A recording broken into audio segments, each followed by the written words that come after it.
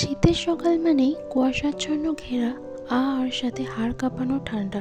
So welcome to my another mini blog. আজ তোমাদের সঙ্গে শেয়ার করব একটা সকালের রুটিন। সো চলো, মোস্ট প্রবাবলি আজ মকর সংক্রান্তি। তো মকর সংক্রান্তি বা পৌষ সংক্রান্তির অনেক শুভেচ্ছা, অভিনন্দন। সকলে খুব ভালো থেকো, সুস্থ থেকো, নতুন বছরটা খুব ভালো কাটুক সবার।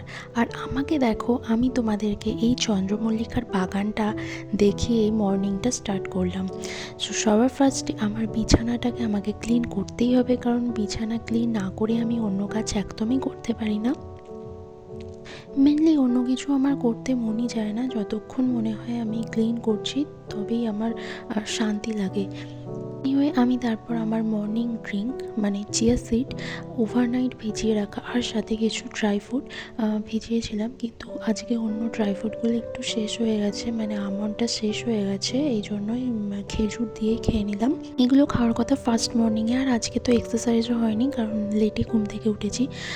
তো তারপর আমরা নিচে চলে গেলাম, দেখলাম সবার চা খাওয়া হয়ে গেছে। শেষে আমি আর সুমনি বাকি ছিলাম, তো আমরাও দুজন চা খেয়ে নিলাম। তারপর চা খেয়ে দেখলাম ও দোকান চলে গেল, আর আমি বাইরেতে একটু রোদটায় বসেছিলাম। তারপর দেখলাম যে ব্রাহ্মণে পুজো করতে এসেছে, আর যেহেতু সংক্রান্তি প্রত্যেকটা ঘরে ঘরেই মনসা পুজো হয়।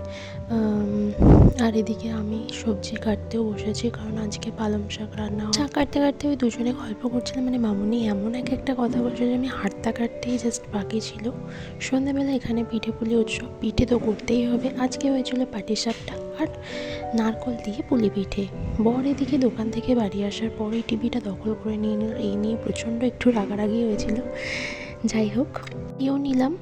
এদিকে রাত্রিবেলা খাবারও খেয়ে নিয়েছি। সো ব্লগটা আমি এখানেই এন্ড করছি। ভালো লাগলে প্লিজ লাইক করে দিও, শেয়ার করে দিও। দেখা হচ্ছে নেক্সট ব্লগে। টাটা।